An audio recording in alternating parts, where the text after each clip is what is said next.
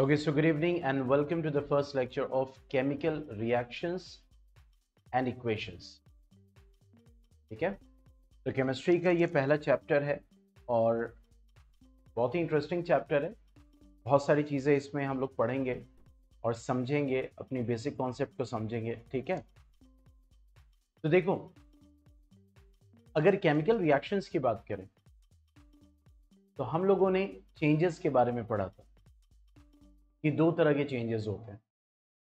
एक होता है फिजिकल चेंज, एक होता है केमिकल चेंज।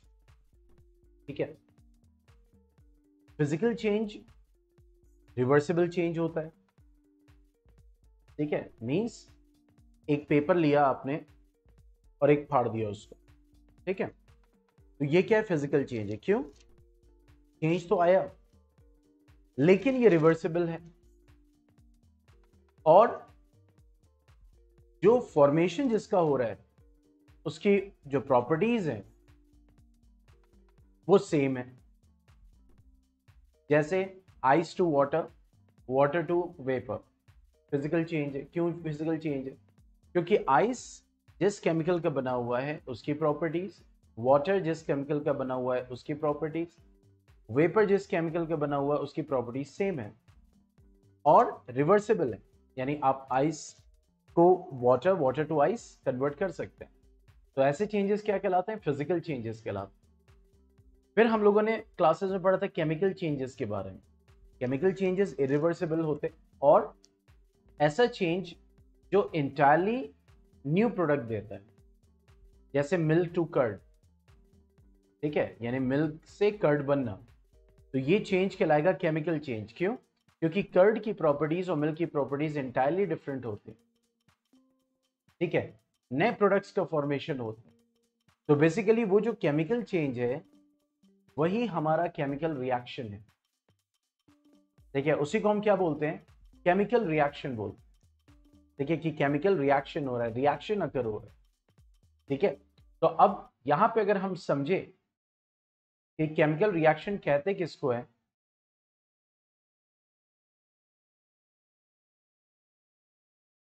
तो the processes in which the new products are formed with entirely new properties, entirely new properties। ठीक है, एकदम नया प्रोडक्ट फॉर्म हो रहा है और नए प्रॉपर्टीज के साथ। ठीक है, उसकी एकदम नई प्रॉपर्टी हो। जैसे अगर हम देखें यहां पे,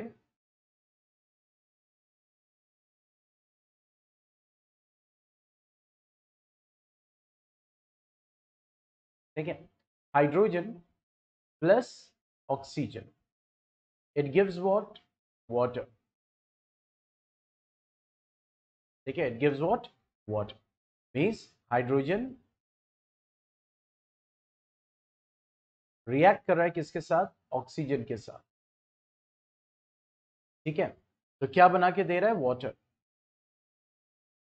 अब ये क्या है? Chemical reaction. क्योंकि हाइड्रोजन और ऑक्सीजन को मिलकर जो प्रोडक्ट फॉर्म हो रहा है, ठीक है, वाटर की प्रॉपर्टीज ऑक्सीजन की प्रॉपर्टीज और हाइड्रोजन प्रॉपर्टीज से एकदम डिफरेंट होती है। हम ये नहीं कह सकते कि वाटर की प्रॉपर्टी हाइड्रोजन की प्रॉपर्टी की तरह है, वाटर की प्रॉपर्टी ऑक्सीजन की प्रॉपर्टी की तरह है, नहीं।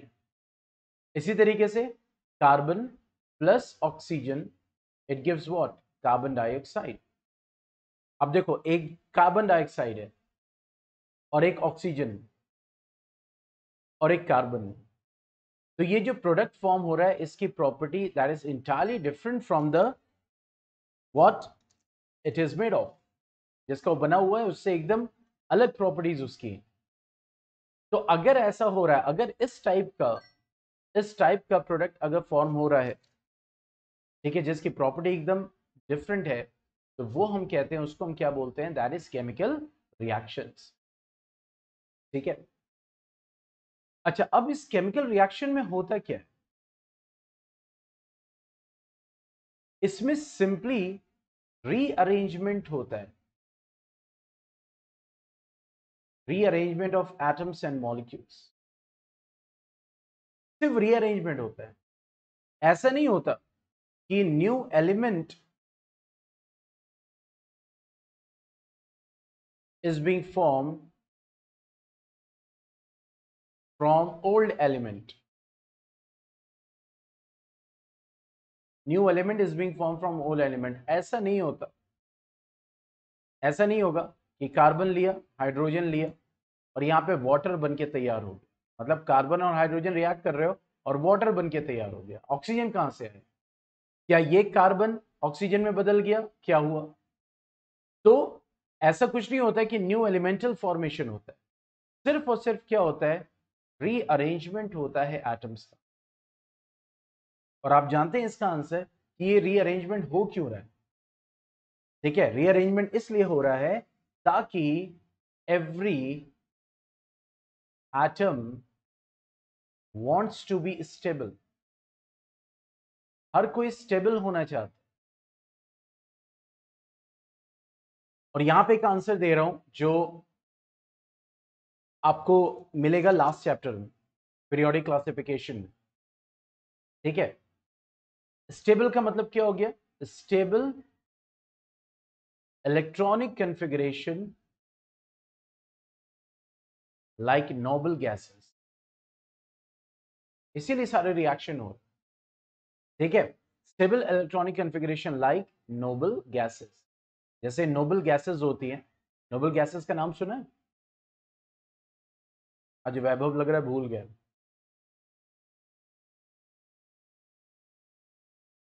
हाँ भाई, नोबल गैसेस का नाम सुना है?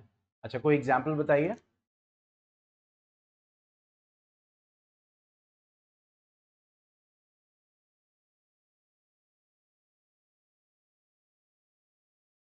Very good. Helium, argon, जेनन, krypton, neon, ये सब क्या नोबल गैसेस। और नोबल गैसेस क्या होती है? स्टेबल होती है, मतलब नॉन रिएक्टिव होती है। ठीक है, तो हर एटम का इलेक्ट्रॉन होता है और इलेक्ट्रॉन का एक अरेंजमेंट होता है, इसको हम इलेक्ट्रॉनिक कॉन्फ़िगरेशन कहते हैं। आपने 9th में पढ़ा होगा। ठीक है, तो ये जो एलिमेंट होता है बेसिकली, वैभव कह रहे मैं क्लास में हूं। वैभव आप दिख नहीं रहे ना, आपका कोई आंसर आ रहा है?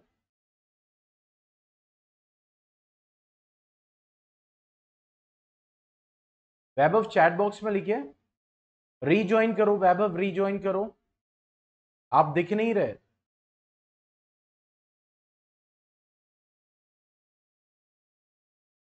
Okay, so electronic configuration achieve करना चाहता है, मतलब ये नोबल गैस होती है तो ये स्टेबल है। तो ये जितने भी एलिमेंट्स होते हैं वो क्या करते हैं? इन नोबल गैस का जो इलेक्ट्रॉनिक कॉन्फ़िगरेशन है उसको अचीव करना चाहते हैं।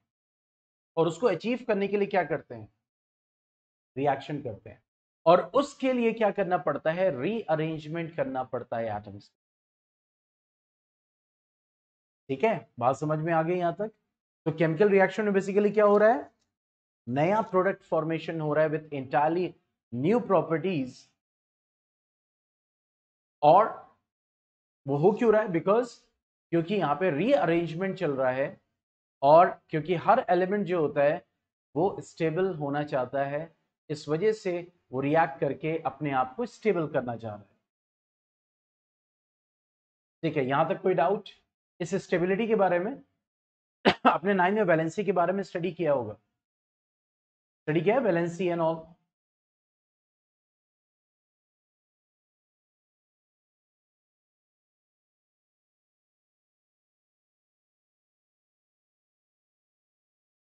Yes Divya.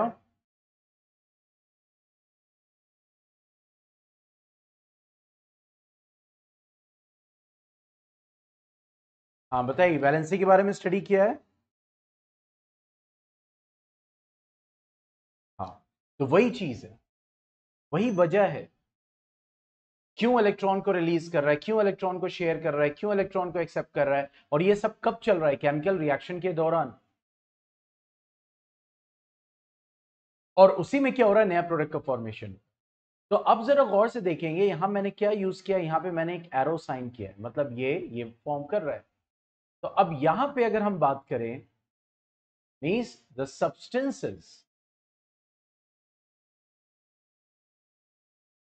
substances which take part in chemical reactions,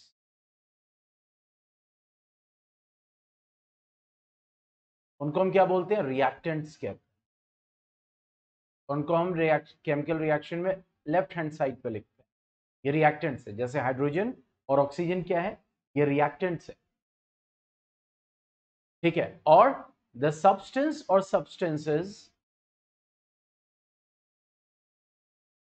substances which are formed or are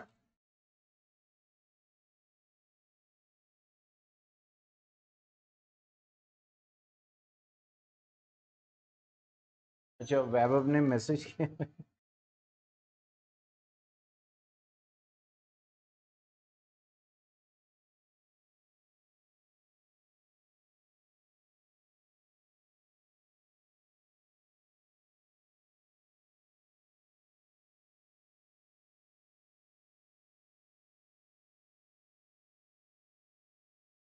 अच्छा, लेकिन आ नहीं रहा है मैसेज,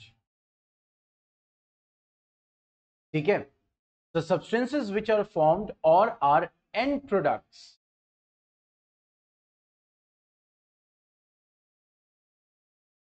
या इसको ऐसे लिखेंगे, which are formed at the end of the reaction, those are called what, the products। उनको हम क्या बोलेंगे, प्रोडक्ट्स बोलेंगे। और प्रोडक्ट्स जनरली हम किस में लिखते हैं, on right hand side. Products को हम कब लिखते हैं, राइट हैंड साइड में लिखते हैं, ठीक है। तो ये होता है क्या, केमिकल रिएक्शन, ओके। इसी तरह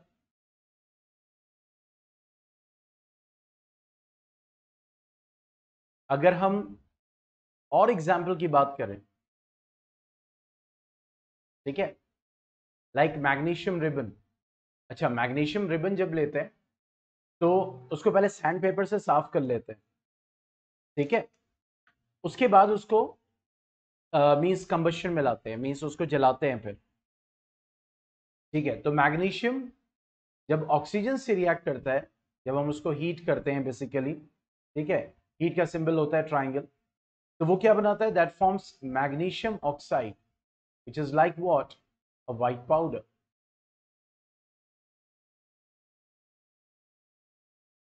ठीक है। अब एक चीज यहां तक तो हमने समझ लिया, अभी आगे हम बढ़ेंगे। एक चीज जो आप स्टूडेंट्स को सबसे ज्यादा परेशान करती है इस चैप्टर में, वो ये कि सर इतने सारे रिएक्शन से कौन कौन से याद करें, ठीक है। और मेरा हर साल जवाब वही रहता है, और बच्चे उसी को फॉलो करते हैं, और वही है ही, वो रियलिटी है। एनसीईआरटी में, एनसीईआरटी में चैप्टर में, चाहे वो टेक्स्ट में लिखा हो, चाहे वो साइड में बॉक्स बना हो, चाहे वो एक्टिविटी के फॉर्म में हो, चाहे वो एक केमिकल इक्वेशन लिखी हो अलग से, जो कुछ एनसीईआरटी में है, जो कुछ उसके यूजेस हैं, जो कुछ केमिकल रिएक्शन है, वही आपको याद करने हैं, उसी को आपको प्रैक्टिस करना है। और जब आप केमिकल रिएक्शन याद करें, तो एक तो उसकी कंडीशन, इफ अगर मेंशन है, जरूरी नहीं, अगर नहीं मेंशन है कोई बात नहीं, और उसका कलर, ये जरूर याद रखें। जैसे यहां पे मैंने कहा ना, मैग्नीशियम रिबन है, तो मींस उसको जब कंबशन किया जाएगा तो क्या होगा, मैग्नीशियम ऑक्साइड बना, it is a white powder, ठीक है। क्यों, क्योंकि इससे जो क्वेश्चंस आते हैं, तो वो डायरेक्ट क्वेश्चंस भी होते हैं, इनडायरेक्ट क्वेश्चंस भी होते हैं। जैसे अब यहां पे व्हाइट पाउडर है मैग्नीशियम ऑक्साइड, तो यहां पे क्या दे सकता है, a metal M on combustion produces a white powder oxide. Okay, and हाँ, ये साफ क्यों किया जाता है, ये दिव्या का क्वेश्चन है, लेकिन वैभव तो दिख ही नहीं रहे, तो वैभव का आंसर मुझे कैसे मिलेगा?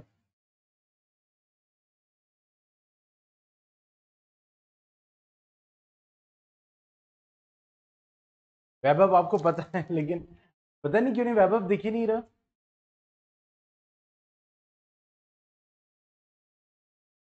चलो देखो, ये इसलिए साफ किया जाता है क्योंकि जब ये मैग्नीशियम रिबन रखा होता है तो इसके ऊपर मैग्नीशियम कार्बोनेट की लेयर चढ़ जाती है, एयर से रिएक्ट करके मैग्नीशियम कार्बोनेट की लेयर चढ़ जाती है। ठीक है, तो सैंड पेपर से इसको रगड़ के साफ किया जाता है ताकि मैग्नीशियम कार्बोनेट की जो लेयर है वो हट जाए और मैग्नीशियम एक्सपोज हो जाए और वो ऑक्सीडाइज होने के लिए रेडी हो जाए। ठीक है, बात समझ में आ गई?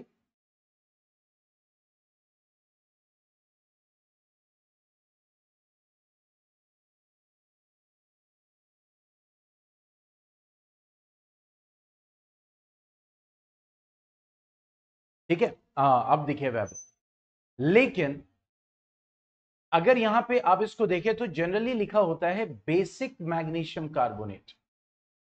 बेसिक मैग्नीशियम कार्बोनेट क्यों लिखा होता है? क्योंकि मैग्नीशियम कार्बोनेट के साथ साथ मैग्नीशियम हाइड्रोक्साइड, मैग्नीशियम हाइड्रोक्साइड भी इसमें होता है, यानी मैग्नीशियम हाइड्रोक्साइड एक वीक बेस है, एक एल्कलाइन बेस, एसिड बेस पढ़ेंगे हम सेकेंड चैप्टर में। ठीक है, तो मैग्नीशियम हाइड्रोक्साइड और मैग्नीशियम कार्बोनेट की लेयर जो होती है यहां पे होती है, और उसको हम क्या बोलते हैं? That is basic magnesium carbonate बोलते हैं। ठीक है, इस वजह से उसको सैंड पेपर से रिमूव करने की जरूरत पड़ती है। ठीक है, चलो अब मुझे बताओ कुछ सोच के कि कुछ एग्जाम्पल्स मुझे बताओ केमिकल रिएक्शंस के from day to day life.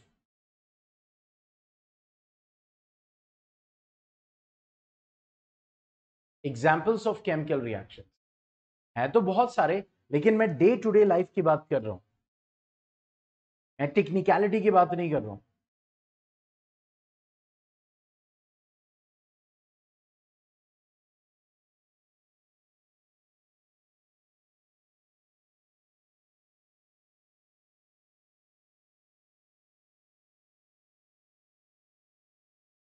जैसे मैं एक एग्जांपल दे रहा हूं। अच्छा, कार्बन डाइऑक्साइड के फॉर्मेशन, ओके, बिल्कुल, बर्निंग करते हैं कोल की, यानी बर्निंग ऑफ कोल।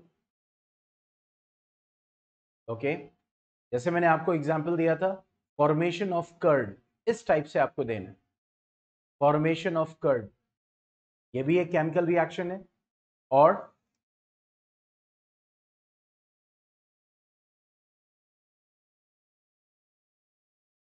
अपने अंदर देखो, अभी लाइफ प्रोसेस को खत्म किया है, वहां पे भी केमिस्ट्री देखो, केमिकल रिएक्शंस देखना चाहिए। Yes, very good. Respiration, photosynthesis,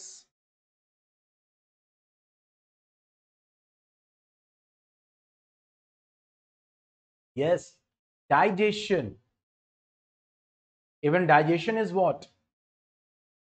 It's a chemical reaction. Burning of fuels, अली बर्निंग ऑफ कोल हमने लिख दिया था, लेकिन कोल स्पेसिफिक हो गया था, तो बर्निंग ऑफ फ्यूल्स हो गया। रस्टिंग ऑफ आयरन, आयरन में जो ये जंग लग जाता है, और एक्सेट्रा एक्सेट्रा, बहुत सारे। तो ऐसे बहुत सारे केमिकल रिएक्शंस हैं जो हमारे आसपास होते हैं।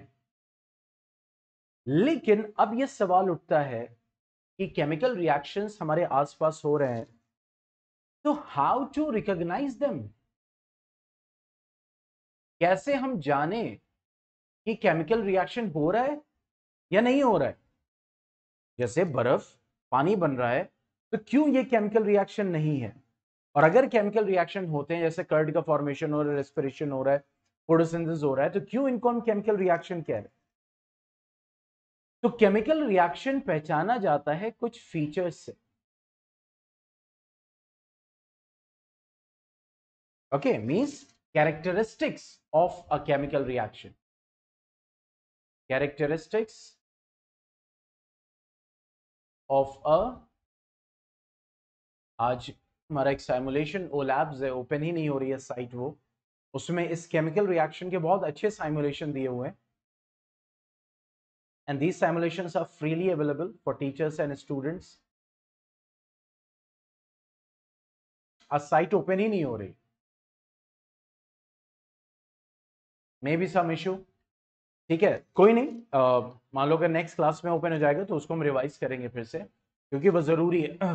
ठीक है, तो कैरेक्टरिस्टिक्स ऑफ केमिकल रिएक्शन, तो ये कैरेक्टरिस्टिक्स हैं जो हमें केमिकल रिएक्शंस में मिलते हैं। हाँ, एक चीज मैं बता दूं, ये नहीं कहा जा रहा है कि किसी केमिकल रिएक्शन में अगर ये कैरेक्टरिस्टिक दिख रही है, मतलब कोई कोई मतलब ये कैरेक्टरिस्टिक आपको दिख रही है तो केमिकल रिएक्शन ही होगा। बात समझ में आ रही? जैसे एवोल्यूशन ऑफ गैस है, गैस के इवॉल्व होना, ठीक है, गैस इवॉल्व हो रही है, हम इसे पहचानेंगे क्या? सबसे पहले इसी को लिखते हैं, that is evolution of gas. तो ये कहा जा रहा है अगर केमिकल रिएक्शन होगा तो गैस इवॉल्व होगी, लेकिन ये नहीं कहा जा रहा है कि जब जब गैस इवॉल्व होगी तो वहां केमिकल रिएक्शन हो रहा होगा। बात समझ में आ रही है?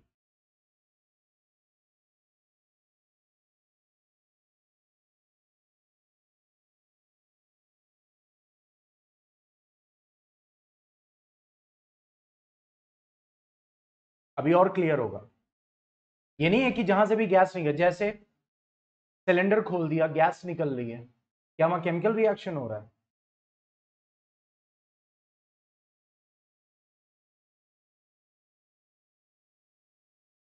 सिलेंडर को खोल दिया, प्रेशराइज कर दिया और उसको डीप्रेशराइज कर दिया, बेसिकली अब गैस निकल रही है। दूसरा निकाला तो हाँ गैस इवॉल्व हो रही है, इसका मतलब यहाँ अंदर कुछ सिलेंडर के केमिकल रिएक्शन चल रहा है। वहां कोई केमिकल रिएक्शन नहीं चल रहा, वहां तो फिजिकल चेंज चल रहा है। लेकिन अगर केमिकल रिएक्शन होगा तो गैस इवॉल्व हो सकती है, ये भी नहीं कहा जा रहा है कि हर केमिकल रिएक्शन में गैस इवॉल्व होगी। ठीक है, बट ये देखा गया है कि कुछ केमिकल रिएक्शंस में गैस इवॉल्व हो रही है, कुछ केमिकल रिएक्शंस में गैस के साथ साथ हीट भी इवॉल्व हो रही है, कुछ केमिकल रिएक्शंस में कलर चेंज हो रहा है, ना गैस इवॉल्व हो रही है ना हीट, लेकिन कलर चेंज हो रहा है। ठीक है, अब आप कहेंगे सर मैंने एक बीकर लिया और उसमें मैंने पोटेशियम डाइक्रोमेट या क्रिस्टल डाला, सब जो है वो पिंक हो गया, पर्पल हो गया, सॉरी, आपने कहा था कलर में चेंज आए तो केमिकल रिएक्शन होगा, तो इसका मतलब ये जो मैंने पोटेशियम पर मैग्नेट का सोल्यूशन तैयार किया है ये केमिकल रिएक्शन नहीं, रॉन्ग कॉन्सेप्ट। लेकिन अगर केमिकल रिएक्शन हो रहा है तो उसमें स्टेट चेंज भी देखा जाता है, उसमें कलर चेंज भी मिल सकता है, उसमें गैस इवॉल्व भी हो सकती है, उसमें टेम्परेचर चेंज भी हो सकता है। बात समझ में आ रही है ना जो पॉइंट बताने की कोशिश कर रहा हूं?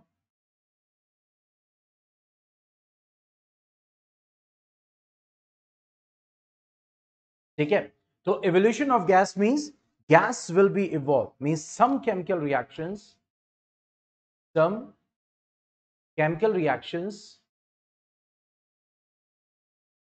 are characterized by evolution of gas।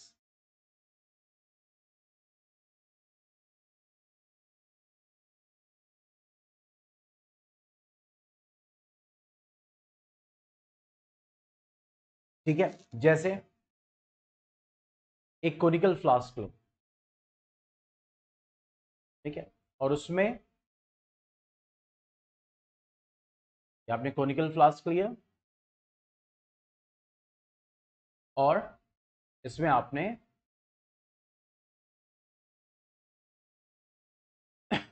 Dilute HCl लिया और इसमें आपने जिंक के ग्रेन्यूल्स डाल दिए। जैसे ही आप जिंक के ग्रेन्यूल्स डालोगे तो क्या होगा, क्या दिखेगा आपको? आपको बबल्स उठना दिखाई देंगे। ठीक है, तो ये जो बबल्स होंगे ये क्या शो कर रहे हैं, गैस इवॉल्व हो रहे हैं, मीन्स ये केमिकल रिएक्शन हो रहा है।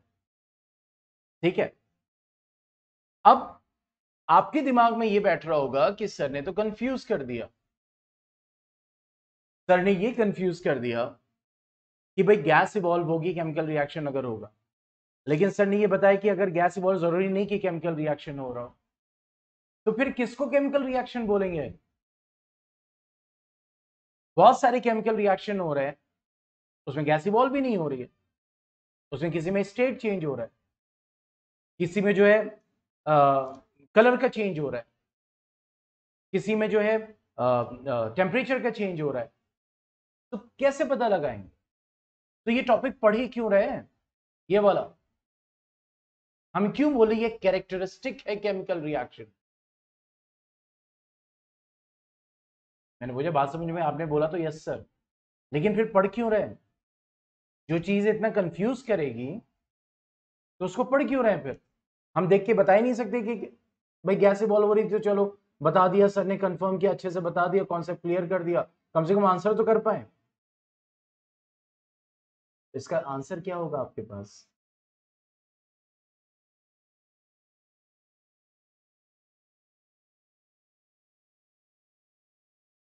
बताओ भाई, ये कैरेक्टरिस्टिक्स हैं, तो इसका आंसर क्या होगा फिर? एवोल्यूशन ऑफ गैस, फिर क्या? चेंज ऑफ कलर, फिर क्या? चेंज ऑफ स्टेट, फिर क्या? फॉर्मेशन ऑफ प्रेसिपिटेट, फिर क्या? दिमाग में आ रहा मैं क्या पूछ रहा हूं?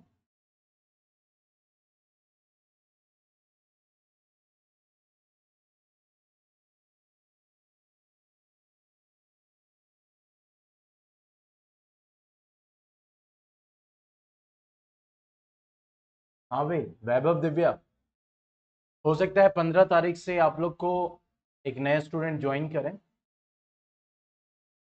15 जून से, तब कंपटीशन और बढ़ेगा, कम से कम 3 हो जाएंगे, तिगड़ी हो जाएगी।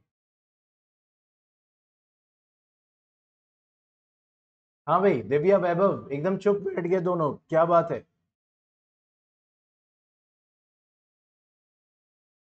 अगर एवोल्यूशन ऑफ गैस कैरेक्टरिस्टिक है केमिकल रिएक्शन का, गैस इवॉल्व हो रही है, तो फिर ये क्यों कहा जा रहा है कि जरूरी नहीं कि इवॉल्व हो? तो कैसे पता लगाएंगे कि गैस इवॉल्व हो रही है तो वो केमिकल रिएक्शन हो रहा है, मतलब केमिकल रिएक्शन का ही गैस इवॉल्व हो रहा है?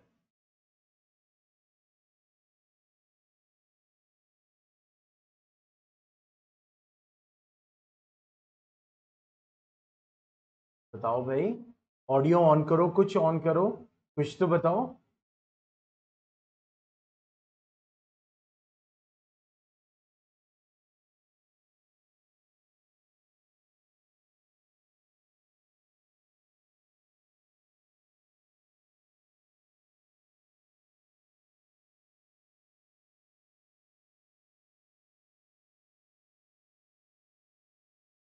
हाँ भाई, कनेक्टेड हो भी गायब हो गए? बताओ, 5 मिनट हो गया।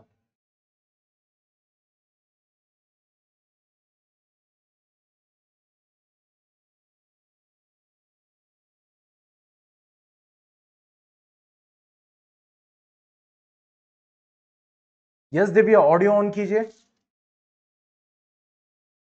अनदर कैरेक्टर, अच्छा दूसरा कैरेक्टर ढूंढेंगे।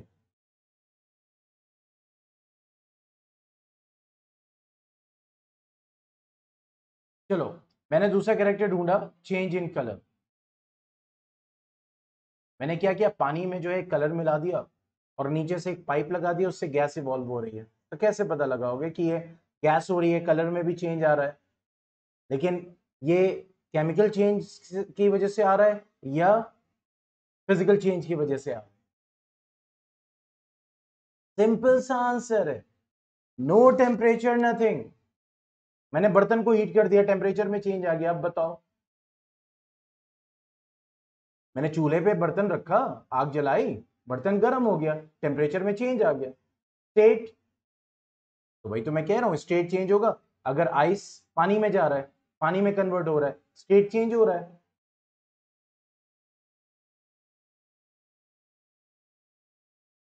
सिंपल सा आंसर है कि अगर एवोल्यूशन ऑफ गैस हो रहा है और साथ में एक नया प्रोडक्ट फॉर्मेशन हो रहा है, चेंज इन स्टेट हो रहा है लेकिन साथ में नया प्रोडक्ट फॉर्मेशन हो रहा है, चेंज इन कलर हो रहा है लेकिन साथ में नया प्रोडक्ट फॉर्मेशन हो रहा है, चेंज इन टेम्परेचर हो रहा है लेकिन साथ में नया प्रोडक्ट फॉर्मेशन हो रहा है। बात समझ में आई? मतलब ये कैरेक्टरिस्टिक दिख रहा है और साथ साथ नए प्रोडक्ट का फॉर्मेशन भी हो रहा है। तो अब ये हम कह सकते हैं कि ये केमिकल रिएक्शन हो रहा है। जब एक फ्रूट होता है, ठीक है, वो रॉट करता है, सड़ता है, तो क्या होता है? गैस इवॉल्व होती है और ये बैड स्मेल करती है। और यहां पे क्या चल रहा होता है? Chemical reaction. वो फल देखो कैसा हो जाता है, डिकम्पोजिशन चल रहा होता है, हो रहा होता है कि नहीं? और साथ में गैस इवॉल्व होती है, जो बैक्टीरिया उसको डिकम्पोज करता है। तो वहां पे एवोल्यूशन ऑफ गैस हो रहा है और साथ साथ नया प्रोडक्ट का फॉर्मेशन हो रहा है। ठीक है, अब समझ में आया? तो एवोल्यूशन ऑफ गैस दिखेगा, लेकिन अगर वो एवोल्यूशन ऑफ गैस हो रहा है और साथ साथ नया प्रोडक्ट का फॉर्मेशन हो रहा है, तो इसका मतलब कि वो केमिकल रिएक्शन हो रहा है। इसीलिए कहा गया है कि अगर केमिकल रिएक्शन होगा तो ये फीचर्स देखने को मिल सकते हैं। जरूरी नहीं कि पांचों, जरूरी नहीं कि चारों, हो सकता है एक। जैसे इसमें हमें दो फीचर्स मिलेंगे, लेकिन दूसरा फीचर आगे डिस्कस करेंगे। मींस जिंक है और क्या है? Dilute hydrochloric acid. तो जब ये रिएक्ट करता है क्या बनाता है? Zinc chloride plus hydrogen gas. ये रिएक्शन होता है। रिएक्शन सब लिख लिख के सामने लिख लो अपने स्टडी टेबल के।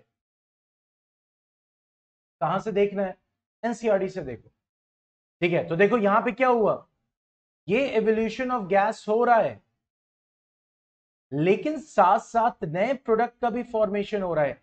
इसलिए ये कैरेक्टरिस्टिक एक केमिकल रिएक्शन से एसोसिएट की गई। बात समझ में आ गई दोनों को?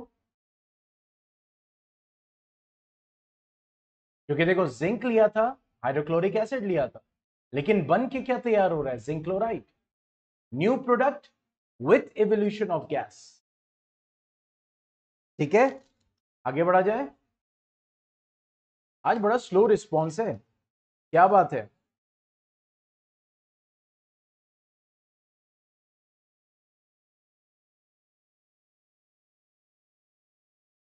आज थक वक गए हो क्या?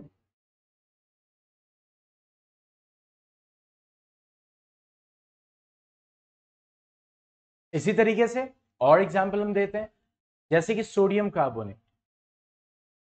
Sodium carbonate when reacted with, that is आप सल्फ्यूरिक एसिड भी ले सकते हैं, हाइड्रोक्लोरिक एसिड भी ले सकते हैं, means dilute hydrochloric acid.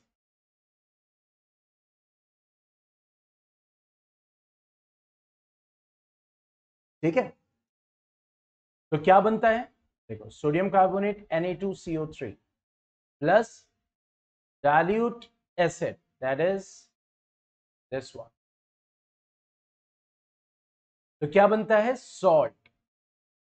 Means यहां बनेगा sodium chloride plus carbon dioxide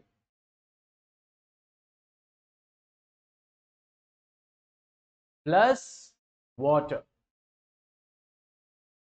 ये रिएक्शन होता है, ये हम आगे भी पढ़ेंगे। तो वो रिएक्शंस हमेशा मैं कंसिडर करता हूं जो रिएक्शंस हमें आगे पढ़ने हैं। तो सोडियम कार्बोनेट जब डाइल्यूट HCl से रिएक्ट करता है तो सोडियम क्लोराइड बना। अब देखो यहां पे कार्बन डाइऑक्साइड गैस इवॉल्व हो रही है, ठीक है, लेकिन ये इवॉल्व हो रही है with the formation of new product. That is sodium chloride. और ये सोडियम क्लोराइड कैसे मिलेगा? That is in aqueous form. Means देखो यहां पे तो हम लिख रहे हैं NaCl, कार्बन डाइऑक्साइड, वाटर, लेकिन एक्चुअल में हमें क्या दिखेगा कि इस पानी में ये नमक घुला हुआ होगा और गैस इवॉल्व हो रही हो। मतलब रियलिटी में हमें क्या दिखेगा कि पानी में, यानी पानी और नमक दोनों का सोल्यूशन बन के तैयार हो जाएगा जब आप सोडियम क्लोराइड में एसिड डालोगे।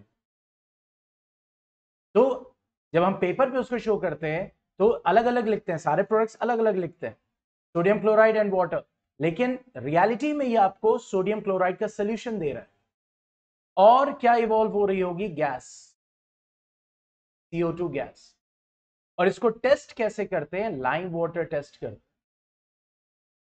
We go for lime water test.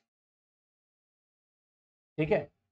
कैसे? कि जब CO2 लाइम वाटर में होता है तो ये लाइम वाटर मिल्की हो जाता है, यानी CO2 जब इस लाइम वाटर में मिक्स होगा तो ये लाइम वाटर क्या हो जाएगा? मिल्की हो जाएगा। हम आगे रिएक्शंस में पढ़ेंगे, सारी चीजें स्टडी करेंगे, डोंट वरी। ठीक है? लेकिन ये सब आइडिया दिमाग में डालना जरूरी है ताकि फेमिलियर रहे कि हाँ ये चीजें हम लोगों ने स्टडी किया।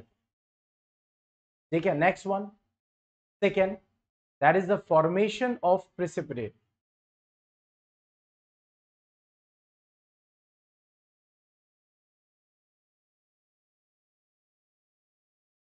इसलिए करते हैं बेटा कि उतना हाइड्रोजन आयन काफी होता है रिएक्शन कराने के लिए। अगर आप बहुत ज्यादा लोगे कॉन्सेंट्रेटेड एंड ऑल, तो फिर it may lead to some other reaction, it will be very intense. बात समझ में आ रही है?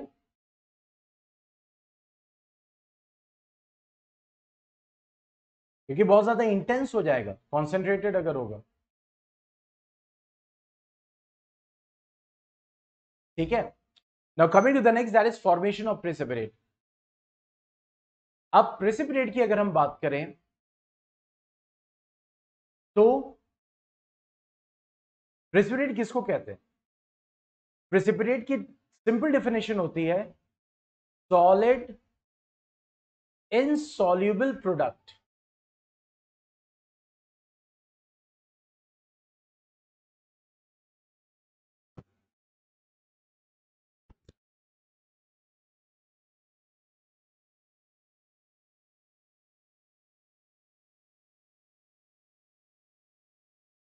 देखो यहां पे मैं कुछ आपको अलग अलग, अब देखो यहां पे क्या है, देखो इन्होंने शायद बेरियम हाइड्रोक्साइड और लिया हुआ है, इसको आगे पढ़ते हैं। अभी ये वाला भी हम रिएक्शन पढ़ेंगे प्रेसिपिटेशन रिएक्शन में। इस रिएक्शन में प्रेसिपिटेशन रिएक्शन पढ़ेंगे, फॉर्मेशन ऑफ प्रेसिपिटेट। अब देखो यहाँ पे दो क्लियर सोल्यूशन है, लेकिन जब दोनों को रिएक्ट कराया गया तो यहाँ पे देखो एक व्हाइट कलर का प्रोडक्ट दिख रहा है और ये इनसॉल्युबल है।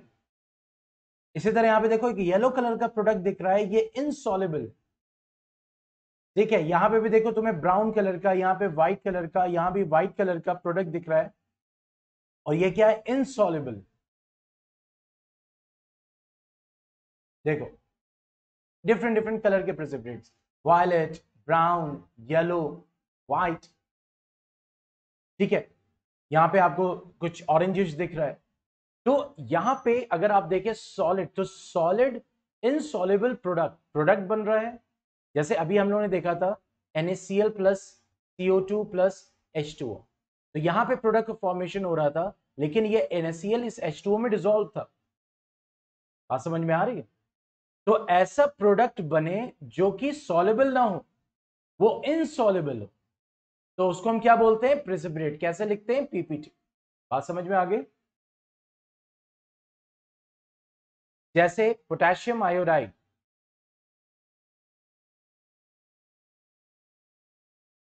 ठीक है, और lead nitrate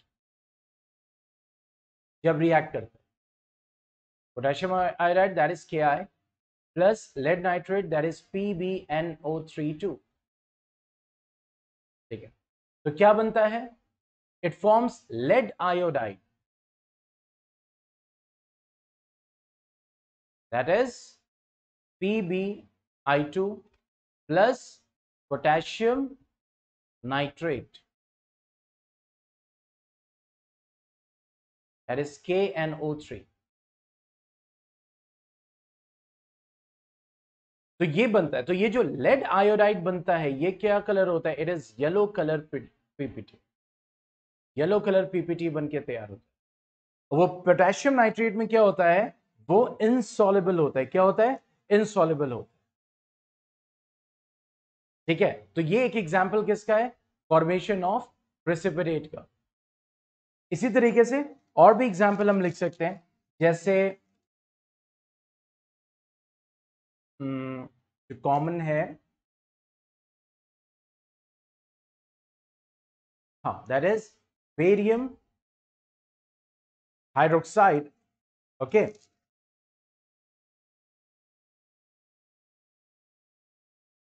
sorry, barium chloride plus that is sodium sulphate, not that one, sorry, sulphuric acid.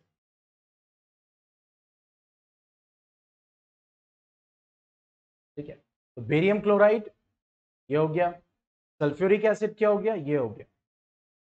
अब ये क्या बना के तैयार करेगा? Barium sulphate. अब देखो, बेरियम क्लोराइड भी कलरलेस होगा, सल्फ्यूरिक एसिड भी कलरलेस होगा, लेकिन जब आप इसको मिलाओगे तो ये जो बेरियम सल्फेट बन के तैयार होगा, ये कैसा होगा? White PPT.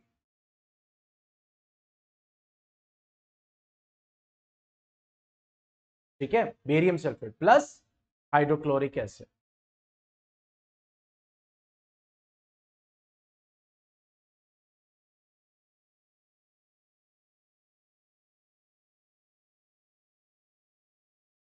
ठीक है, hydrochloric acid, that is HC।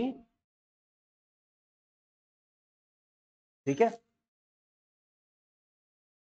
तो ये कुछ रिएक्शंस हैं जिसमें ये बता रहे हैं कि अगर पीपीटी का फॉर्मेशन हो रहा है तो वो क्या इंडिकेट करेगा? That will indicate you that is chemical reaction is going on. Next one, third property, change in colour. तो अभी देखो, अभी जो हम लोगों ने एग्जाम्पल लिया है, पीपीटी फॉर्मेशन भी हो रहा है और कलर में भी तो चेंज आ रहा है, आ रहा है कि नहीं? एक कलरलेस कलर्ड में हो जा रहा है, तो वहां पे हम चेंज इन कलर में उस रिएक्शन को भी ले सकते हैं। ठीक है, इसी तरीके से the reaction between citric acid plus that is potassium permanganate.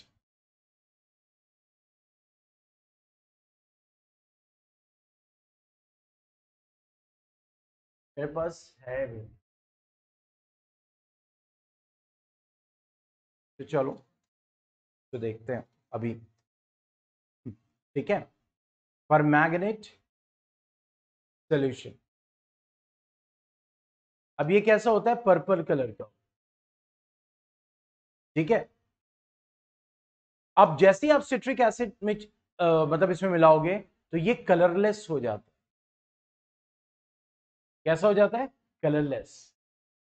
तो ये जो चेंज इन कलर आया है, ये क्या शो कर रहा है? ये शो कर रहा है कि केमिकल रिएक्शन हो रहा है। इसी तरह से सल्फर डाइऑक्साइड गैस,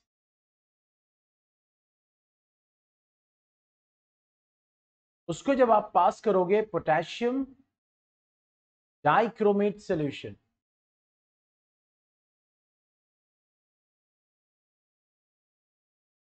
K2CrO7, और ये कैसा होना चाहिए? एसिडिफाइड, यानी एसिड में बना होना चाहिए। ठीक है, एसिडिफाइड। तो क्या होता है कि इसका जो ऑरेंज कलर होता है, जब आप इससे रिएक्ट कराते हो, ये जो ऑरेंज कलर होता है, it turns into green colour. यानी जैसे ही आप सल्फर डाइऑक्साइड गैस एक एसिडिफाइड पोटेशियम डाइक्रोमेट सॉल्यूशन से पास कराओगे तो उसका जो ऑरेंज कलर है वो किस में चेंज हो जाएगा? That is in green colour. तो ये क्या इंडिकेट कर रहा है? कि chemical reaction is going on. यहां तक कोई डाउट है तो पूछो, वरना फिर आगे बढ़ते हैं। That is a change in temperature.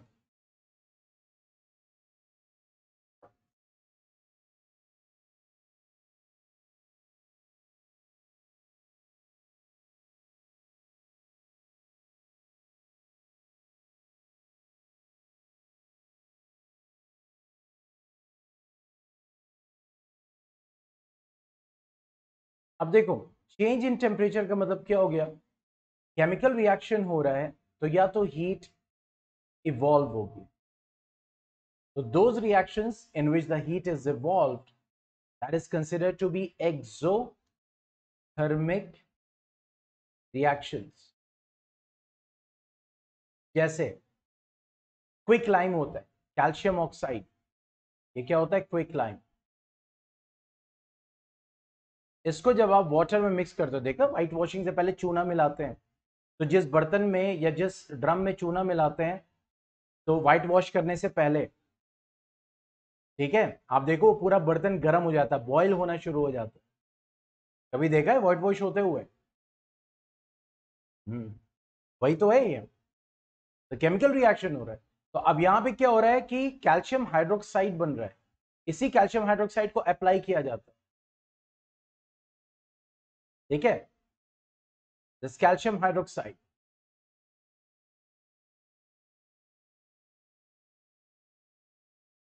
Okay, and this calcium hydroxide is also known as what? Slaked lime.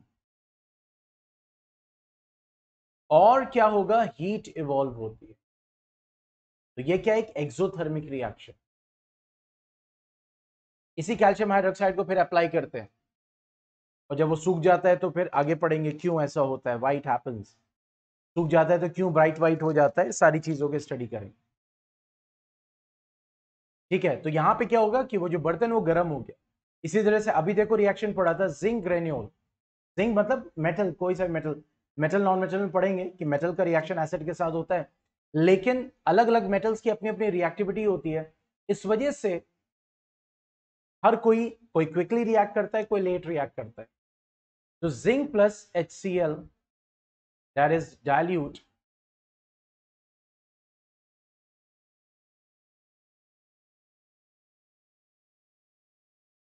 okay, so what was happening?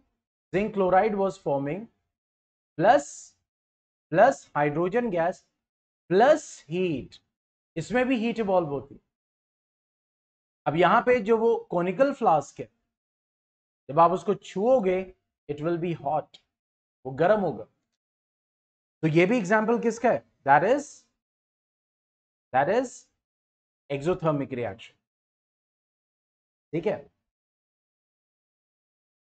इसी तरीके say that one, respiration, respiration is also what?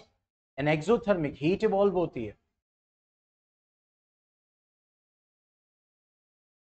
ठीक है, तो heat evolve हो रही है, yes. तो वो जो एनर्जी रिलीज होती है उसमें से कुछ एनर्जी हीट के फॉर्म में जाती है, और कुछ एनर्जी जो है हम क्या करते हैं? एटीपी के फॉर्म में स्टोर कर लेते हैं, ठीक है। अब आते हैं नेक्स्ट, मीन्स वो रिएक्शंस जिसमें हीट क्या होती है? एब्जॉर्ब होती है, उसको हम क्या बोलते हैं? Endothermic reaction. मतलब हीट को क्या करेगा? एब्जॉर्ब करेगा, आसपास के सराउंडिंग से, उसको हीट एब्जॉर्बिंग रिएक्शन कहते हैं। जैसे बेरियम हाइड्रोक्साइड के साथ आप अगर अमोनियम क्लोराइड मिला दें, यानी आपने एक बीकर लिया, उसमें बेरियम हाइड्रोक्साइड डाल दिया, ठीक है, और अमोनियम क्लोराइड डाल दिया, तो क्या बन के रेडी हो जाएगा? बेरियम क्लोराइड बन के रेडी हो जाएगा,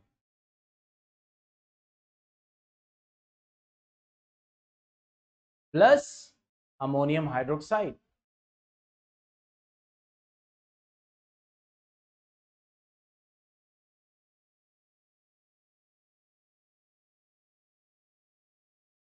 that is NH4OH, ammonium hydroxide. लेकिन होगा क्या? जैसे आपने बीकर में क्या लिया, ठीक है, सॉरी मैंने दूसरा रिएक्शन अमोनिया एंड वाटर बनेगा, सॉरी, हाँ वो अमोनियम हाइड्रोक्साइड दैट इज, असल में कभी कभी दिमाग में ammonia plus water, that is ammonia plus what. ठीक है, तो होगा क्या कि जब आप देखोगे कि जिस बीकर में आपने बेरियम हाइड्रोक्साइड और अमोनियम क्लोराइड को मिक्स किया है, वो जो बीकर होगा वो एकदम ठंडा हो जाएगा, ठंडा हो जाएगा। ठीक है, जो इंडिकेट कर रहा है कि इसने रिएक्शन कराने के लिए आसपास की जो सराउंडिंग हीट थी उसको क्या किया, एब्जॉर्ब कर लिया। ठीक है, तो ये रिएक्शन क्या है, ये क्या बता रहा है, endothermic form, that is endothermic reaction is going on.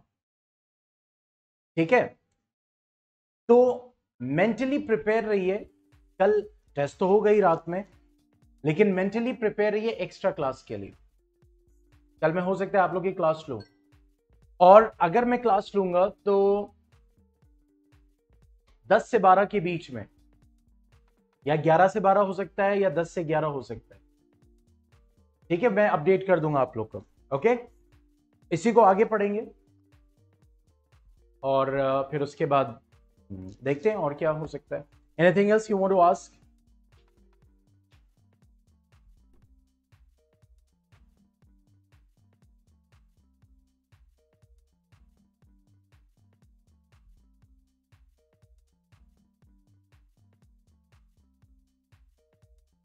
हाँ, क्विज जाएगा 100%,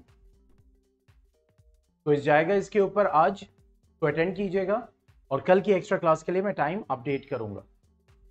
ज्यादातर प्रोबेबिलिटी है 10 से 12 के बीच में, लेकिन एक भी बच सकता है, दो, लेकिन मैं आपको टाइम से पहले ही बताऊंगा। ठीक है, चलो फिर, okay then, goodbye, take care. DCDH के लिए मैं जोड़ रहा हूं 5 बजे, अगर कोई डाउट्स होगा तो जुड़ के पूछ सकते हो।